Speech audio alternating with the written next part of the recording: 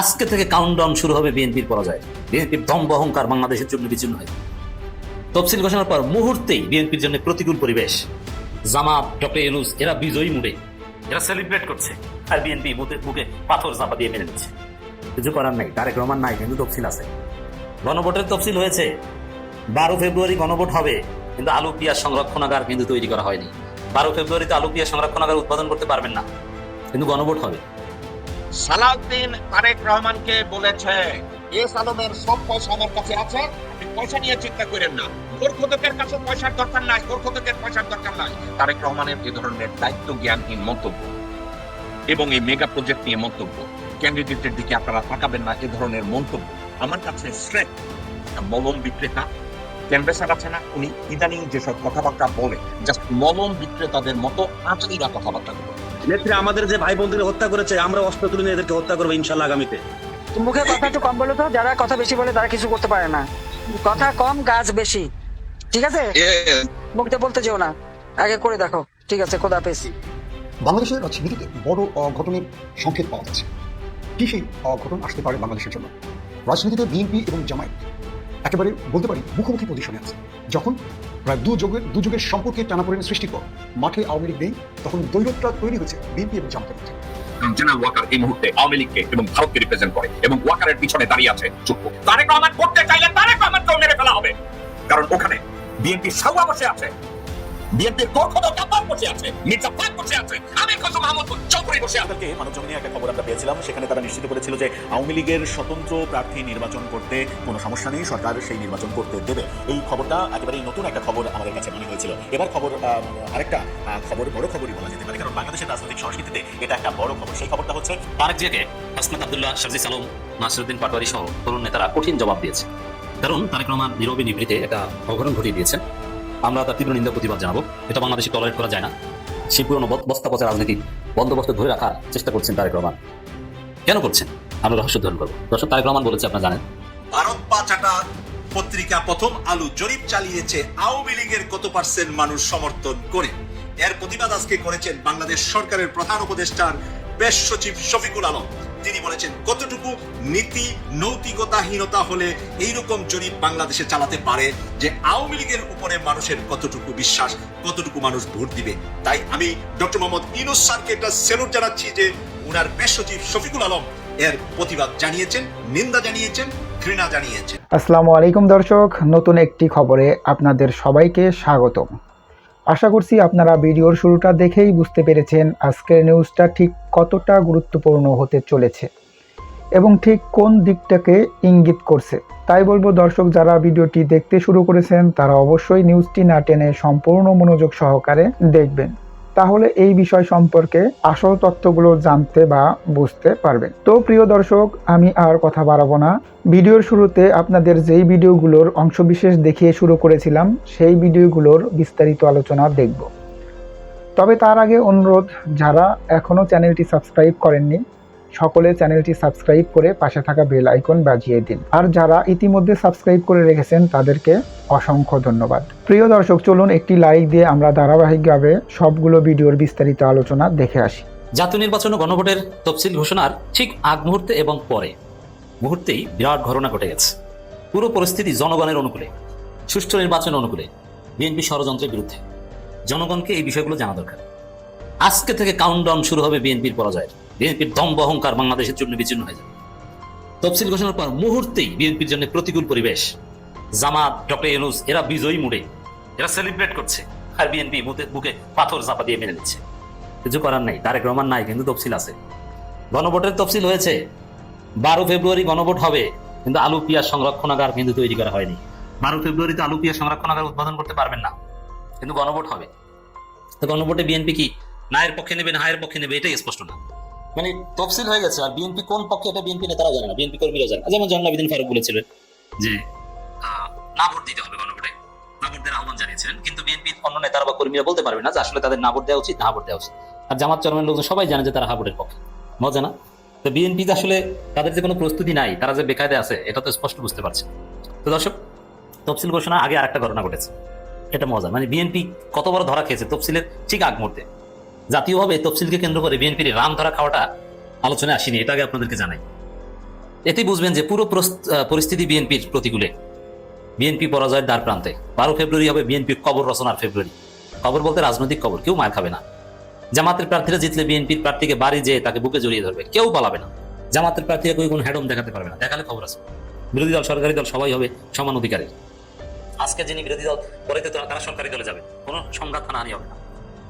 তো তফসিল ঘোষণার ঠিক আগ মুহূর্তে যেটা ঘটেছে, ওই যে ছোট দল বিরোধী দলের প্রতীকে নির্বাচন করবে, বিএনপির একটা ফাইল ছিল, নির্বাচন কমিশন নানানভাবে চিঠি দিয়েছে নির্বাচন কমিশনকে, এবার চেষ্টা করেছে যে কোনো দলের প্রতীকে নির্বাচন করতে পারবে আগের মতো আইন থেকে, কিন্তু না। নির্বাচন কমিশনের অনর সিদ্ধান্ত, সরকারের অনর সিদ্ধান্ত যে রেজিস্টার্ড পলিটিক্যাল পার্টিগুলোকে তার নিজ দলের প্রতীকে নির্বাচন করতে হবে। তো সরকারকে চাপ দিয়ে নির্বাচন কমিশনকে চিঠি দিয়ে বিএনপি এখানে কিছু করতে পারেনি। প্রত্যেক দলকে তার নিজ নিজ প্রতীকে নির্বাচন করতে হবে। বিএনপি পরে আদালতে গিয়েছিল, রিট করেছিল যে এটা কেন অবৈধ ঘোষণা করা হবে না, কিন্তু শেষ পর্যন্ত শুনানি শেষে ওটা খারিজ হয়েছে। এর মানে প্রত্যেক দলকে তার নিজ দলের প্রতীকে নির্বাচন করতে হবে। তাই তফসিলের আগ মুহূর্তে এই ঘটনা ঘটেছে। তফসিলের আগ মুহূর্তে বিএনপি আরেকটা বিরাট ধরা গেল, বিএনপির একটা স্বপ্ন চেষ্টা মাঠে মারা গেল, মজা না? তফসিলের পরে কি ঘটেছে? তফসিলের পরে বিএনপির যে অপপ্রচার ছিল, বিএনপির অপপ্রচার ছিল, ডাক্তার জাহেদদের অপপ্রচার ছিল, বিএনপির ভাড়াটিয়া ইউটিউবারদের অপপ্রচার ছিল যে ডক্টর ইউনূস নির্বাচন দিবে না, জামাতি ইউনূস এখনো নির্বাচন যখন জিকির করতো, তখন আমরা অবশ্য বলতাম যে নির্বাচন হতে হবে আরো লেটে, পরিবেশ পরিস্থিতি ঠিক হওয়ার পর। তখন বিএনপির ছাত্রী অ্যাক্টিভিস্টরা বলতো যে ইউনূস নির্বাচন দিবে না, এই ছাত্র সংসদ নির্বাচনই দিবে, কোনো জাতীয় নির্বাচন ইউনূস দিবে না। তো বিএনপি পন্থী যারা এই প্রচারণা চালাতেন ইউনূস নির্বাচন দিবে না, তাদের মুখে চুনকালি, এবং জামাত নির্বাচন চায় না এই প্রচারণা যারা চালাতো তাদের মুখে চুনকালি। এখন কি হয়েছে? ইউনূস নির্বাচনের তফসিল দিয়েছে, মানে ইউনূস সরকারের অধীনে নির্দেশে নির্বাচন কমিশন তফসিল দিয়েছে, আর জামাত এটাকে সেলিব্রেট করছে, স্বাগত জানিয়েছে। তাহলে বিএনপি ছাত্রী অ্যাক্টিভিস্টরা এতদিন যে প্রচারণা চালিয়েছে, এটা যে পুরোটা গুজব এবং মিথ্যা অপবাদ প্রমাণিত হয়েছে। জামাত নাকি নির্বাচন চায় না, তো জামাত এখন এটাকে সেলিব্রেট করেছে। বরং বিএনপি নির্বাচনে কোনো প্রস্তুতি নেই, এই প্রস্তুতি নেই, এটা নিয়ে সন্তোষ সংশয় আছে, এটা নিয়ে আলাদা আলোচনা করবে। ইউনূস তো খুশিতে খুশি, ইউনূস সরকারের বিরুদ্ধে যারা এতদিন কথা বলতো তাদের মুখে চুনকালি। তফসিল ঘোষণা করায় নির্বাচন কমিশনকে প্রধান উপদেষ্টা শুভেচ্ছা। মানে ইউনূস যে আসলে কি, কত সুন্দরভাবে পুরো পরিস্থিতি নিয়ন্ত্রণ করে ধীরে ধীরে ইতিহাসের শ্রেষ্ঠ নির্বাচনের দিকে এগিয়ে যাচ্ছে, পুরো জাতি তাকিয়ে দেখছে। 2000 জাতীয় সংসদ নির্বাচন এবং জুলাই জাতীয় সনদ 2025। দেখেন, বিএনপি একটা সময় ওয়ান্স আপন এ টাইম জাতীয় নির্বাচন চাইলেও গণভোট কিন্তু চাইতো না, কিন্তু গণভোটের তফসিল হয়ে গেছে। জুলাই জাতীয় সনদ 2025 বাস্তবায়ন আদেশের উপর গণভোটের তফসিল ঘোষণা করায় নির্বাচন কমিশনকে আন্তরিক শুভেচ্ছা অভিনন্দন জানিয়েছেন প্রধান উপদেষ্টা প্রফেসর ডক্টর মোহাম্মদ ইউনূস। এক শুভেচ্ছা বার্তায় তিনি বলেন, এই তফসিল ঘোষণার মধ্য দিয়ে বাংলাদেশের গণতান্ত্রিক অভিযাত্রা একটি গুরুত্বপূর্ণ মাইলফলক অতিক্রম করল। ঐতিহাসিক গণঅভ্যুত্থানের পর দেশ এখন যে নতুন পথে অগ্রসর হচ্ছে, এই নির্বাচন ও গণভোট সেই পথরেখাকে দৃঢ় করবে, গণমানুষের মতকে প্রাধান্য দেবে এবং নতুন বাংলাদেশের ভিত্তি আরো সুসংহত করবে। বিএনপি যে গণভোট চায় না, কিন্তু সেটা হচ্ছে, তার প্রমাণ হচ্ছে বিএনপি না ভোটের পক্ষে। যারা না ভোটের পক্ষে তারা গণভোটই চায় না। গণভোট ঠেকাতে না পেরে না ভোটের পক্ষ নিয়েছে। বিএনপি কতটা মাইন্ডকে চিপায়। যারা বিএনপি সাপোর্টার, ভাই আত্মহত্যা করেন না। ফজু পাগলা তো বলেছে যে জামাত জিতলে বিষ খাবে, বিষ খাইন না, কাউন্সিলিং করেন। বিএনপি নেতা কর্মীদের স্ত্রী সন্তানরা, তোমার বাবা স্বামীর দিকে খেয়াল রাখবেন আপনারা, সেজন্য হতাশ হয়ে আত্মহত্যা না করে। বাংলাদেশে যা হচ্ছে অত্যন্ত স্পষ্টভাবে সবার চোখের সামনে ঘটছে। কার কতটুকু ভোট আছে, জনগণ কাকে চান্দাবাজ মনে করে, কাকে সৎ মনে করে, আপনারা তো দেখছেন। বিএনপি কিভাবে পদে পদে ধরা খাচ্ছে দেখছেন না? ইউনূস বিরোধিতা করে কোনো লাভ হয়েছে? ইউনূসকে জামাতি বলে এবং নির্বাচন কমিশনকেও জামাতি বলে। তিনি বলেন, আমি বিশ্বাস করি নির্বাচন কমিশন তাদের সাংবিধানিক দায়িত্ব পালন করবে স্বাধীনভাবে, নিরপেক্ষভাবে এবং সর্বোচ্চ পেশাদারিত্বের সঙ্গে। নির্বাচন গণভোটের উৎসব মুখর, অংশগ্রহণমূলক ও সম্পূর্ণ সুষ্ঠুভাবে সম্পন্ন করার লক্ষ্যে অন্তর্বর্তী সরকার নির্বাচন কমিশনকে সব ধরনের প্রয়োজনীয় সহায়তা প্রদান করবে। দেখছেন, ইউনূসের মধ্যে একটা বিজয়ী মুড আছে, একটা বিজয়ী ভাব আছে, কারণ তিনি পাচ্ছেন, তিনি সকল ষড়যন্ত্র জাল ছিন্ন করতে পারছেন এবং সামনে পারবেন। গণভোটে দিচ্ছেন, জাতীয় নির্বাচনে দিচ্ছেন, এবং আওয়ামী লীগ পদে পদে নির্বাচনকে বাধাগ্রস্ত করার চেষ্টা করবে, যেহেতু এর মধ্য দিয়ে আওয়ামী লীগের কবর রচনা হয়ে গেছে। এখন কবরের উপর মাটি দেওয়া বাকি, যেটা 12 ফেব্রুয়ারি হবে। এ কারণে আওয়ামী লীগকে ইউনূস সরকার 2 দিন পর সাইজ করবে। আওয়ামী লীগ সাইজের শিকার হবে, মাইল খাবে, ধরাই খাবে। দেখেছেন না ঢাকা বিশ্ববিদ্যালয়ের কুলাঙ্গার শিক্ষক, ওকে এবি জুবাইর মোসাদ্দেকরা কি করেছে, ওর কিভাবে বাঁধতে পারেন? ওরে বেঁধে ইচ্ছা মতো পেটানো উচিত ছিল কলা ভবনের সামনে বা সোশ্যাল সায়েন্স বিল্ডিং এর সামনে। ওরে হাত পা বেঁধে ওখানে শোয়ে রাখা উচিত ছিল, তারপর শিক্ষার্থীদের মাধ্যমে জুতা মারানো উচিত ছিল। আশা করি পুলিশ এই কুলাঙ্গারকে ধরবে। দেশের রাজনৈতিক দলসমূহ, প্রার্থী, গণমাধ্যম, সুশীল সমাজ এবং সর্বোপরি দেশের জনগণের প্রতি আহ্বান জানিয়ে প্রধান উপদেষ্টা বলেন, এই নির্বাচন ও গণভোটের একটি জাতীয় ঐক্যের উদ্যোগ হিসাবে গ্রহণ করুন। ভিন্নমতের প্রতি শ্রদ্ধা, শান্তিপূর্ণ পরিবেশ এবং গণতান্ত্রিক আচরণ আমাদের সামনের দিনগুলোতে আমরা স্থিতিশীল হবে। তিনি বলেন, বাংলাদেশ আজ নতুন ভবিষ্যতের দ্বার প্রান্তে দাঁড়িয়ে আপনাদের সকলের সক্রিয় অংশগ্রহণ ও দায়িত্বশীল আচরণের মধ্য দিয়ে আমরা একটা আধুনিক ন্যায়ভিত্তিক ও সমৃদ্ধ রাষ্ট্র নির্মাণে সফল হব। এ আমার দৃঢ় বিশ্বাস।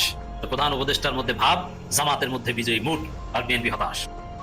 সালাউদ্দিন তারেক রহমানকে বলেছে, এস আলমের সব পয়সা আমার কাছে আছে, আপনি পয়সা নিয়ে চিন্তা করেন না, গোরখোদকের কাছে পয়সার দরকার নাই, গোরখোদকের পয়সার দরকার নাই। তারেক রহমানের এ ধরনের দায়িত্ব জ্ঞানহীন মন্তব্য এবং এই মেগা প্রজেক্ট নিয়ে মন্তব্য, ক্যান্ডিডেটের দিকে আপনারা তাকাবেন না, এ ধরনের মন্তব্য আমার কাছে স্রেফ একটা মলম বিক্রেতা ক্যানভেসার আছে না, উনি ইদানিং যেসব কথাবার্তা বলে জাস্ট মলম বিক্রেতাদের মতো আজাইরা কথাবার্তাগুলো বলে, জাস্ট আজাইরা কথাবার্তাগুলো বলে। এই আজাইরা কথাবার্তাগুলো বলার জন্য ওনাকে কেউ নিষেধ করে না। অনেকে আমাকে জিজ্ঞাসা করেছে, আচ্ছা জ্যাকব ভাই, তারেক রহমানের মাইন্ডে কি আছে? আমি এক এক সময় বুদ্ধিমান মনে করতে চাই, কে দার্শনিক মনে করতে চাই, তাকে জিয়া রহমান হিসাবে কল্পনা করতে চাই, কিন্তু আমি আটকায়া যাই। কেন আটকায়া যাই আপনারা কি জানেন? একটা কারণে আমি আটকায়া যাই, সেটা হচ্ছে যে মুহূর্তে এই যে ক্যান্ডিডেটের কথা বলে তাদের দিকে তাকাই গেল, এই কথাটা বলে কি ওই মুহূর্তে আমি বলি, তারেক রহমান তো চাই না যে বিএনপি সরকার গঠন করুক বা নির্বাচনে জিতুক। তারেক রহমানের মাইন্ডসেট হলো যে কয়েকটা কথা, দর্শক শ্রোতা আপনাদের চিন্তা করে দেখতে হবে তারেক রহমানের আসলে তার মাইন্ডসেটটা কি। তারেক রহমান যদি মনে মনে চিন্তা করে যে ওকে আমি দেশে যাব না, আমার মা যদি মারাও যায় আমি দেশে যাব না, যেহেতু আমার লাইফের রিস্ক আছে, তাইলে আমি দেশে গিয়ে যদি প্রধানমন্ত্রী হইতে না পারি, অন্য কাউকে আমি প্রধানমন্ত্রী হইতে দেব না, দরকার নাই বিএনপি নির্বাচনে জেতা, বিএনপি যাতে নির্বাচনে হারে এই জন্য আমার যা করা দরকার আমি নেগেটিভ ক্যাম্পেইনে যাব। তারেক রহমান ইদানিং যা কিছু করছে আপনারা একটু খেয়াল করে দেখেন, এর কোনোটাই পজিটিভ ক্যাম্পেইন না, এর নেগেটিভ ক্যাম্পেইন। তারেক রহমান গত 1-2 মাস 3 মাস ধরে যত কথাবার্তা বলছে, there is no, I did not find one single which can be considered as positive campaign. All are negative. বিএনপির দায়বদ্ধতা একের পর এক তারেক রহমান ডিমিনিশ করে দিতেছে। এখন আমি কি বলবো, তারেক রহমান যা করছে তাহলে তো নিজের দলের সাথে বেইমানি করছে না। তারেক রহমান জানে আমার দল এই মুহূর্তে পরিচালিত হচ্ছে বেইমানদের দ্বারা, আমার দলের উপর আমার কোনো নিয়ন্ত্রণ নাই, আমার কোনো গ্রহণযোগ্যতা নাই। তারেক রহমান যদি এটা শিওর হয় যে এই মুহূর্তে বিএনপি যদি সরকার গঠন করে মিনিগেট জঘন্য পর্যায়ে দেশটা চলে যাবে, সেক্ষেত্রে তারেক রহমান চাইবেন কেন যে বিএনপি সরকার গঠন করুক? তারেক রহমান চিন্তা করে যে আমি যদি এই মুহূর্তে বিএনপি নির্বাচিত হয়ে সরকার গঠন করে, সালাউদ্দিন হবে দলের নেতা, হবে প্রধানমন্ত্রী। এখন অনেকে আমাকে জিজ্ঞাসা করেছে, কেন ভাই সালাউদ্দিন কি করে প্রধানমন্ত্রী, তার এত ইনফ্লুয়েন্স বিএনপিতে কেন হলো? কেন হলো আপনাদেরকে আমি বলি, বিএনপিতে বেশ কিছু নেতা তাদের ইনফ্লুয়েন্স হারায় ফেলছে, এতে নিয়ন্ত্রণ হারায় ফেলছে। কেন জানেন সালাউদ্দিনকে কেন এত গুরুত্ব দেওয়া হয়? মনোযোগ দিয়ে শোনেন। ঢাকার হরতালের জন্য বিএনপি পয়সা চাইতো মির্জা গোরখোদক আব্বাস, আব্দুল মিন্টু, আমির খসরু মাহমুদ তাদের কাছে পয়সা চাইতো। যাদের কাছে পয়সা চাইতো তারেক রহমান, খালেদা জিয়া, তারা সবাই পয়সা দিত বিএনপিকে আন্দোলনের জন্য, হরতালের জন্য, নির্বাচনের জন্য। সালাউদ্দিন তারেক রহমানকে বলেছে, এস আলমের সব পয়সা আমার কাছে আছে, আপনি পয়সা নিয়ে চিন্তা করেন না, গোরখোদকের কাছে পয়সার দরকার নাই, গোরখোদকের পয়সার দরকার নাই, সাদেক হোসেন খোকার পয়সার দরকার নাই, আব্দুল মিন্টুর পয়সার দরকার নাই, কোনো পয়সার দরকার নাই। পয়সা আছে মিলিয়ন মিলিয়ন ডলারের উপরে, বিলংস টু ইউনাইটেড গ্রুপ এবং এস আলম। এখন এস আলমের ফর এক্সাম্পল, এস আলমের যদি 100 বা 200 মিলিয়ন ডলার এটার উপরে যদি বসে থাকে সালাউদ্দিন, তাহলে আগে তারেক রহমান এবং বেগম খালেদা জিয়া আমানুল্লাহ আমানের উপরে যদি কিছুটা নির্ভর করতো, গোরখোদক আব্বাসের উপরে নির্ভর করতো, মির্জা ফাকের উপরে নির্ভর করতো, আব্দুল মিন্টুর উপরে নির্ভর করতো, এখন আর করে না। তাহলে একটা কথা কই, দলের জন্য টাকা যে দেয় তার নিয়ন্ত্রণ কম থাকে না বেশি থাকে? রয় সালাউদ্দিন তো নিয়ন্ত্রণ কিনছে, বিএনপির প্রত্যেকটা কাজে এখন পয়সা দিয়ে সেলিং দেয়। আসসালামু আলাইকুম। ছোটবেলায় যখন গ্রামের রাস্তায় হাঁটতাম, বিশেষ করে হাটে যখন যেতাম, ফিরতে ফিরতে সন্ধ্যা হয়ে যেত, তখন একা একা যখন ফিরতাম তো ঝোপঝাড় দেখলে, বাঁশের ঝাড় দেখলে ভূতের ভয় লাগতো। ওই জায়গাটা পার হইতাম কিভাবে জানেন? মানে অনেকে বলে না এই জায়গায় ভূত আছে, এরকম শোনা যায় গ্রামে। ওরকম জায়গা পার হইতে যায় জোরে জোরে চিৎকার করতাম আর বলতাম, যেখানে ডর ওখানে আল্লাহর ঘর, যেখানে ডর ওখানে আল্লাহর ঘর। মা শিখাই দিছিল যে ভয় পাইলে এটা বলবি। আসলে বিপদে পড়লে মানুষ আল্লাহকে ডাকে। ওই যে ভূতের ভয়ে আল্লাহকে ডাকতে ডাকতে দৌড় দিয়া পার হয়ে যেতাম ওই জায়গাটুকু, যে জায়গাটুকুর কথা শোনা যেত, সবাই বলতো এখানে ভূত আছে, ওই ভূতের জায়গাটা পার হইতাম আল্লাহরে ডাকতে ডাকতে। দেখছেন, বিপদে পড়লে আমরা আল্লাহকে ডাকি, সাধারণত ডাকতে চাই না। আবার বিপদ অনেক রকম হইতে পারে, যেমন এই যে নির্বাচনের একটা বিপদ সামনে, এই নির্বাচনে কি হয় না হয়, যারা রাজনীতি করে তাদের মধ্যে তো একটা ভয় আছে না। যেমন আগের মতো তার অবস্থা নাই, যে আওয়ামী লীগ নাই। আওয়ামী লীগ থাকলে একটা কথা ছিল যে মানুষ বুঝতে পারতো না যে কি হবে। আওয়ামী লীগ মানে নৌকা একটা দল, আবার ধানের শীষ একটা দল, আবার লাঙ্গল একটা দল এবং দাঁড়িপাল্লা একটা দল। এই 4টা দলের কথাই তো শোনা যাইতো আগে। এর বাইরেও কিন্তু অনেক দল আছে, যেমন এই যে গরু গাড়ি মার্কা আন্দালিব, উনি আন্দালিবের গরু গাড়ি মার্কা। ওনার পুরো নাম হচ্ছে আন্দালিব পার্থ, পার্থ আন্দালিব না, আন্দালিব পার্থ।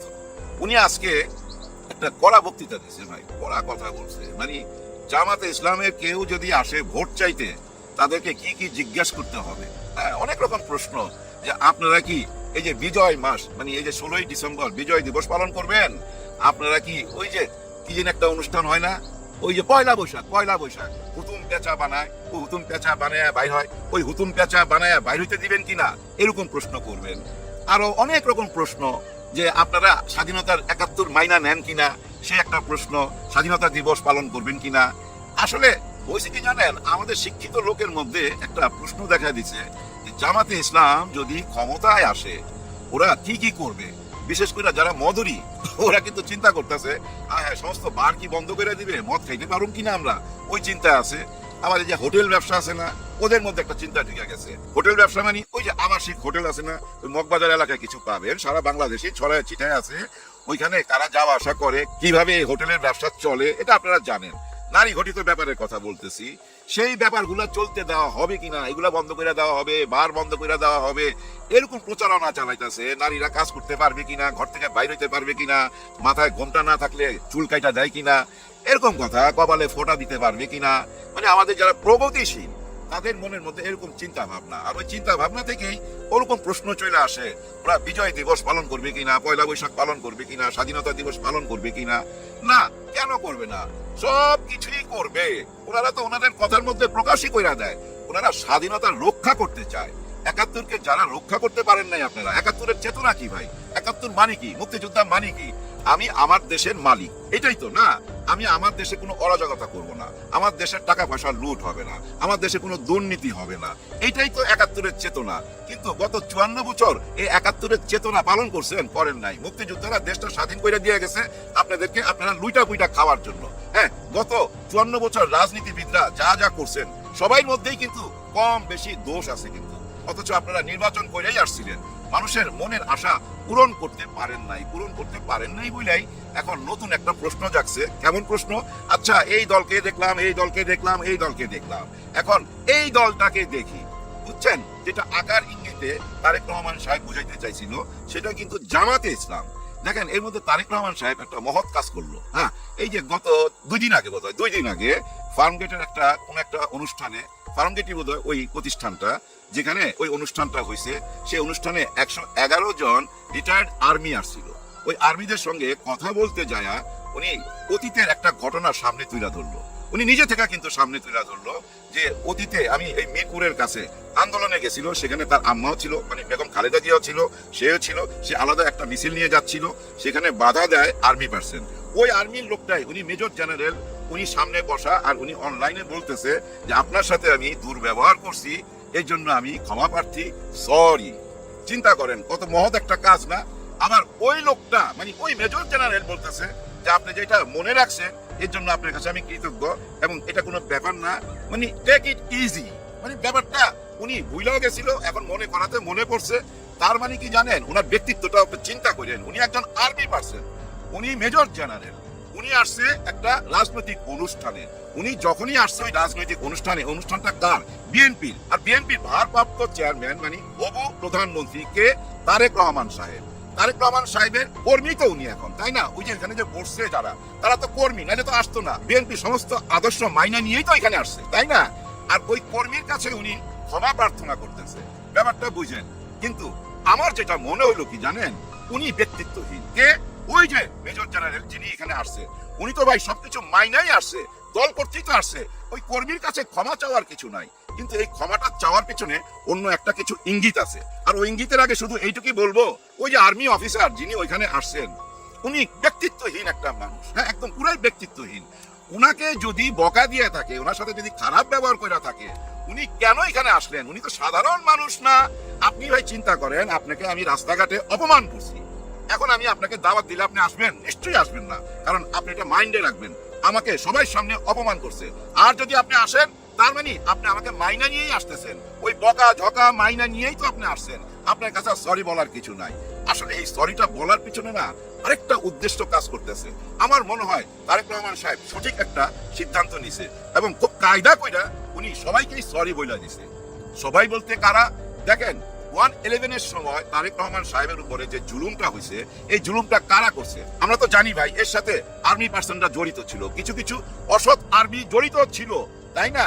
ওনারা তো ওনাকে এই অত্যাচারটা করছে। উনি কি আগার ইঙ্গিতে তাদেরকেও সরি বইলা দিল? এমন কি হইতে পারে? হ্যাঁ হইতে পারে, তাদের উদ্দেশ্য এই সরি বলাটা। কিন্তু দেখেন কেন এটা আমি বলতেছি যে তাদের উদ্দেশ্যে বলছে। এই যে 5ই আগস্টের পরে, দেখেন ভাই ব্রাদার, এই 5ই আগস্টের পরে যাদের উপরে জুলুম হয়েছে, যারা আয়না ঘরে ছিল, যাদের উপরে অত্যাচার হয়েছে, সবাই কিন্তু অপরাধ বিচার ট্রাইব্যুনালে বিচার চাইছে, অথবা এই সোশ্যাল মিডিয়াতে আইসা উনি অভিযোগ করছে ওনার উপরে কি জুলুম হয়েছে। কিন্তু তারেক রহমান সাহেব কি কখনই মুখ খুলছে, কখনই বলছে যে আমার উপরে জুলুম হয়েছে, আমার উপরে এরা এরা জুলুম করছে, অত্যাচার করছে? দেখেন কখনই বলে নাই। আর না বলাতে পাবলিকও একটা জিনিস বানায় নিছে নিজে নিজে মনে মনে, যে তারেক রহমান সাহেব যে আসতেছে না, খুব সম্ভব তাদের ভয়ে। কারণ ওই টাইমে যারা জুলুম করছে তাদের মধ্যে অনেকেই তো ভাই এখনো আর্মি অফিসার, এখনো তো ভাই ওই খাকি পোশাকে আছে, তাই না? আর্মির ড্রেসে আছে। তাদের ভয় কি আসতেছে না? এরকম প্রশ্ন আসছে না? আরো এর মধ্যে অনেক রকম প্রশ্ন আসছে যে তুরস্কের গোয়েন্দারা নাকি ওনাকে মেরে ফেলবে, এরকম কথাও আসছে। আসলে তুরস্কের গোয়েন্দার কথাটা আসছে ভারত থেকে, ভারতের মিডিয়া এটা প্রচার করছে। এই প্রচার করার পিছনে কারণ কি জানেন? ওই যে অপারেশন সিন্দুর, অপারেশন সিন্দুরে পাকিস্তানকে 2 হাতে সহযোগিতা করছে এই টার্কি। এই সহযোগিতা করাতে তাদের উপরে খেপা, এই টার্কির উপরে খেপা ভারত। আর ওই টার্কির সঙ্গে বাংলাদেশ গভর্নমেন্ট, মানে বাংলাদেশ বর্তমান সরকার, ডক্টর ইউনূস স্যার মিনিমাম 5টা চুক্তি অলরেডি কইরা ফেলছে। এগুলা সামরিক প্রতিরক্ষার চুক্তি। যেমন ওই ড্রোন ক্যামেরা আনবে, ওই ড্রোন ভাই ওই ভিডিও করার জন্য না, এগুলো যুদ্ধেতে কাজে লাগে। শুধু ড্রোন ক্যামেরা আনবে না, ওনারা এখানে একটা ড্রোনের ফ্যাক্টরিও করবে, এখানেই ড্রোন উৎপাদন হবে। এরকম আরো 5টা চুক্তি আছে। এই চুক্তিগুলো অলরেডি কইরা ফেলছে, কার্যক্রম চলতেছে। যার জন্য ভারত মনে করতেছে হায় হায়, এই টার্কি তো পাকিস্তানকে সাহায্য করাতে আমরা অপারেশন সিন্দুর হাইরা গেলাম, আবার এরা এখন বাংলাদেশে এসে ঘাঁটি কাটতেছে। তার মানে কি? তাদের উদ্দেশ্য কি? তাদের উদ্দেশ্য এমন কিছু না তো যে জামাত ইসলামকে ক্ষমতায় দিয়া আমাদেরকে হুমকির মুখে ফেলাই দিবে, এরকম চিন্তা ভাবনা করতেছে। কারণ এই মুহূর্তে রড কার্যকলাপ তো খুবই দুর্বল, যার জন্য তারা ভারতে বসে এরকম একটা গুজব ছড়াই দিছে যে টার্কির গোয়েন্দারা তারেক রহমান সাহেবকে মেরে ফেলতে পারে।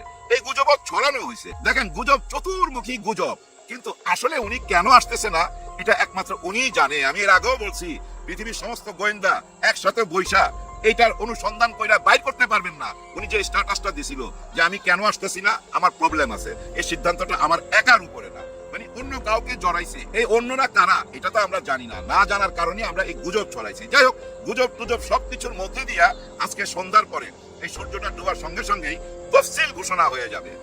আর এই তফসিল ঘোষণার জন্য আমরা অপেক্ষায় আছি গত 1.5 বছর। অনেকেই বলতো, অনেক মোড়লকে দেখছি এই অনলাইনে এসে বলতে কোনোদিনই নির্বাচন দিবে না, ফেব্রুয়ারিতে নির্বাচন হবে না। কিন্তু যাই হোক, শেষ পর্যন্ত তফসিল ঘোষণা হচ্ছে এবং এই তফসিল ঘোষণার হওয়ার পর যে আলোচনাটা সামনে আসবে, সেই আলোচনাটা কি জানেন? বর্তমান দেশের যে পরিস্থিতি, এই পরিস্থিতিতে সঠিক নির্বাচন হবে কি না। দেখেন আজকেও ফার্মগেট অবরুদ্ধ। কেন অবরুদ্ধ? আজ থেকে 4 দিন আগে ছাত্র দলের কেউ একজন ছাত্রকে অত্যাচার করছে, জুলুম করছে, পিটাইছে, যার কারণে উনি হাসপাতালে ছিল, আইসিইউতে ছিল, আইসিইউতে আজকে মারা গেছে। মারা যাওয়ার পর এই যে আন্দোলন এবং রাস্তাঘাট জ্যাম, দেখেন এইসব পরিস্থিতি কিন্তু শুধু এই ঢাকার ফার্মগেটেই না, শুধু ফার্মগেটেই না, দেশের অনেক জায়গায় এরকম ঘটনা ঘটতেছে। কিন্তু তফসিল ঘোষণার পর এই দায়িত্বটা কার উপরে? দেশের আইন শৃঙ্খলাকে সঠিক পথে আনার দায়িত্ব কার? নির্বাচন কমিশনারের উপরে, অন্য কারো উপরে না, ওনার হাতে চলে যাবে। তফসিল ঘোষণার 24 ঘন্টার মধ্যে আইন কানুনের অবস্থার যদি উন্নতি না হয়, তাহলে ভাই আমিও প্রশ্ন করব, আপনারাও প্রশ্ন করবেন, কিভাবে নির্বাচন হবে? আইন কানুনের পরিস্থিতি ওই পর্যন্ত নিতে হবে। কোন পর্যন্ত? 111 এর কথা বলতেছি। 111 এর অনেক খারাপ দিক আছে, কিন্তু 111 যখন আসছিল মানুষ কিন্তু ফুলের মালা দিছিল, হাততালি দিছিল। কারণ হচ্ছে এই দেশের যারা টাকা পয়সা লুট করছে তারা ড্রেনে, কালভার্টের নিচে, রাস্তাঘাটে, ময়লার ঝুড়িতে টাকা ফেলে দিতেছিল। জানের ভয়ে একজন আরেকজনকে নিয়ে পালাইতেছিল এবং জানের ভয়ে ভাই নিজের বাড়িতে ঘুমাইতে পারতো না, পালায়া থাকতো। আর্মির পায়ের আওয়াজ শুনলেই ভাই হার্টফেল করে মারা যাইতো। এরকম একটা অবস্থা করছিল। এবং কে ধনী, কে গরিব, কে মন্ত্রী, কে এমপি, কার কতখানি পাওয়ার, কোনো কিচ্ছুই তোয়াক্কা করে নাই।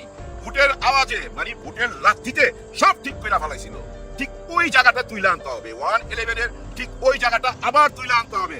আগামী 24 ঘন্টার মধ্যে ওই অবস্থা করতে হবে, পুরো দেশকে ঠান্ডা করতে হবে। যদি ঠান্ডা না করতে পারেন, এই গত 15 মাস যেভাবে চলতেছিল, আগামী 24 ঘন্টা বা 36 ঘন্টা বা 48 ঘন্টা যদি এরকম চলতে থাকে, তাহলে ধৈর্য নিতে হবে।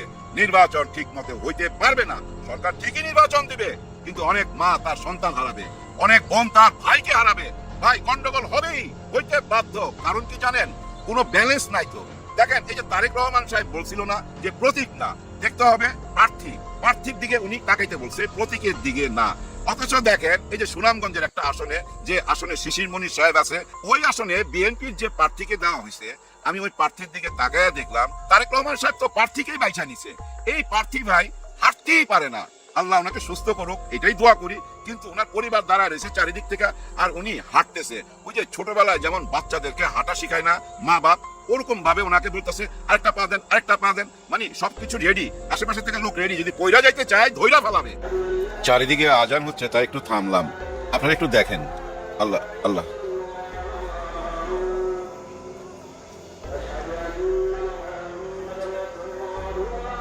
আর ওনার ঠিক নাতির বয়সী হলো শিশির মনির সাহেব। উনি যে মন্তব্যগুলো করছেন, এগুলো আমার মুখে বলতে চাই না। ওনার মন্তব্য শুনেই বোঝা যায় যে উনি শিশির মনির সাহেবকে মেনে নিতে পারছে না। আর এমন একজন অসুস্থ মানুষকে কেন ওই নির্বাচনের জন্য দাঁড় করাইলো, প্রার্থী হিসাবে বাইচা নিল?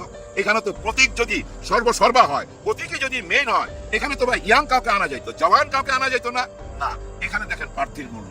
প্রার্থীর মূল্যটা এই জন্য যে ওনার ব্যাকগ্রাউন্ড ভালো, উনি অতীতে ভালো কাজ করছে, উনি সুনাম আছে। আর ওনার সুনাম আছে বলেই ওনাকে দিছে যেন শিশির মনিরকে হারাইতে পারে। তার মানে কি জানেন, প্রতীকের চেয়েও প্রার্থীর মূল্য বেশি। প্রমাণ করতে পারলাম তো নাকি? কিছুটা হইলে তো প্রমাণ করতে পারলাম। গতকালকের ভিডিও তো আমি কিছুটা প্রমাণ করতে পারছিলাম আপনাদের কাছে। ওই যে বেহেশতের টিকিট, কারণ কি জানেন, এই বেহেশতের ব্যাপারগুলা, এই ধর্মের ব্যাপারগুলা কখন সামনে আসে? ওই আমি একটু আগে বললাম যে ছোটবেলায় পথ চলার সময়, হাট থেকে ফেরার সময় যে জায়গাটা ভূতের ভয়, ওই জায়গাটা পার হইতাম। যেখানে ডর ওইখানে আল্লাহর ঘর, এটা বললেই তো পার হইতাম। ঠিক তেমনি নির্বাচন সামনে আসলে ভাই ওইটা বলতে হয়, দেখাইতে হয়। সবাই সামনে নামাজ পড়া দেখাইতে হয়, চারিদিকে লোক দাঁড়ায় থাকবে, আমি নামাজ পড়তেছি, এটা দেখাইতে হয়। মাথায় টুপি দিতে হয়, হাতে তসবি নিতে হয়। শেখ হাসিনা হাতে তসবি নাই, হজে যায় নাই, হজে গেছে, মাথায় কালো পট্টি বাঁধছে এবং হিজাব লাগাইছে, হাতে তসবি নিছে। নাই ভাই, নিছে। কারণ ওই যে ভোটের জন্য নিজেকে মুসলমান প্রমাণ করতে হয়। কারণ 90% মানুষ তো এই দেশে মুসলমান। এই একই কাজ করছিল এরশাদ সাহেব।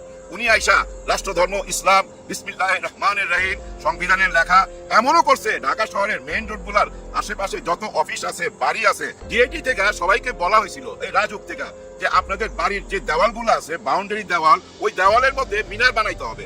ওই যে আমাদের মসজিদের যে মিনার থাকে না, এরকম একটা নকশা বানাইতে হবে। তার মানে বিদেশিরা যখন আসবে, বিদেশিরা যখন আইসা রাস্তা দিয়ে যাবে, দেখবে এটা তো ইসলামিক কান্ট্রি। অর্থাৎ উনি কি করতে চাইছিল, উনি এই মিডল ইস্টের বাদশাদেরকে, রাজাদেরকে হাত করতে চাইছিল। কিন্তু আসলে উনি কেমন ছিল এটা আপনারা জানেন, নতুন করে কিছু বলতে চাই না। দেখেন, জিনাত নামে একটি মেয়ে প্রথম রাষ্ট্রপতি বাংলাদেশের, নারী কেলেঙ্কারিতে জড়াইছিল ওই জিনাত নামের একজন ভদ্র মহিলার সাথে। উনি ছিল একজন সচিবের ওয়াইফ। ওনাকে ডিভোর্স করায়া এই সংসদে নিয়ে যাইতে চাইছিল, হয়তো নিয়েও গেছিল, আমার মনে নাই। যেটা নিয়ে বেগম এরশাদ শেখ হাসিনার কাছে যায় বলছিল, যেভাবেই হোক এই জিনাত যেন সংসদে যাইতে না পারে, জিনাতকে সংসদে যাইতে দিবে না, এটার দাবি নিয়ে শেখ হাসিনার কাছে গেছিল। তার মানে বুঝছেন, সবকিছুই শুধু লোক দেখানো, ধর্মের কথা বইলা মানুষের কাছ থেকে ভোট নেওয়া। কিন্তু যারা ধর্ম নিয়েই রাজনীতি করে, যেমন জামাতে ইসলাম, ছাত্র শিবির এবং আরো 8 দল, ওনাদের সঙ্গে যারা আছে, ওনারা কিন্তু রাজনীতিটা করে ধর্ম নিয়েই। ধর্মের সাথে রাজনীতির ভাই অঙ্গাঙ্গি জড়িত। ধর্মের সাথে যদি রাজনীতি জড়িত না থাকতো, মদিনা কেমনে মুক্ত হইলো, মদিনা সনদ কেমনে ঘোষণা হইলো, মদিনা সনদ ঘোষণা করতে যায় রাজনীতি করতে হয়েছে না আল্লাহ রসুলকে? নিশ্চয়ই সবাই সাথে বসতে হয়েছে, সব কাবিলার সাথে বৈশা এক জায়গায় আইনা একটা সিদ্ধান্ত নিতে বাধ্য করছে সবাইকে যে আমরা মদিনার সনদ ঘোষণা করব। মানে রাজনীতির মাধ্যমে কিন্তু এটা করতে হয়েছে। রাজনীতি আর ধর্ম আলাদা কিছু না, ওনারা রাজনীতি করে ধর্ম নিয়ে ধর্ম প্রচার করে, এটা আগে থেকে নতুন কিছু না। যেমন এই যে ৭১-এর ট্যাগ দেওয়া, এটাও নতুন কিছু না, এটাও পুরনো মাল। এই পুরনো মাল আবার নতুন বোতলে নতুন ভাবে খাওয়াইতে চাইলো কেউ খাবে না, ভূমি কইরা ফালাই দিব তো ভাই, হ্যাঁ ভূমি কইরা ফালাই দিব। নতুন বাংলাদেশের অপেক্ষায় সবাই তফসিল ঘোষণাতে কি কি আসে দেখি, কিন্তু তফসিল ঘোষণার পরপরই দেশের আইন কানুন সবকিছু ওই 111-এর মতো হইতে হবে। আপনারা আমার সাথে একমত কিনা একটু কমেন্ট করে জানাবেন। সবার জন্য সবাই দোয়া করবেন। আল্লাহ হাফেজ।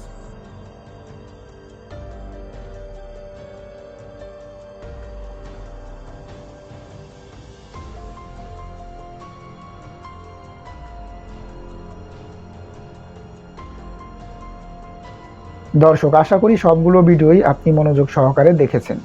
সেই সাথে দর্শক, এই ভিডিওগুলো সম্পর্কিত যদি কোনো তথ্য বা মতামত থাকে তাহলে অবশ্যই কমেন্টস করে জানিয়ে দিন। এতক্ষণ সাথে থাকার জন্য ধন্যবাদ। আবার দেখা হবে আগামী ভিডিওতে কোনো নতুন টপিকস নিয়ে। সকলের সুস্বাস্থ্য কামনা করে বিদায় নিচ্ছি। আল্লাহ হাফেজ।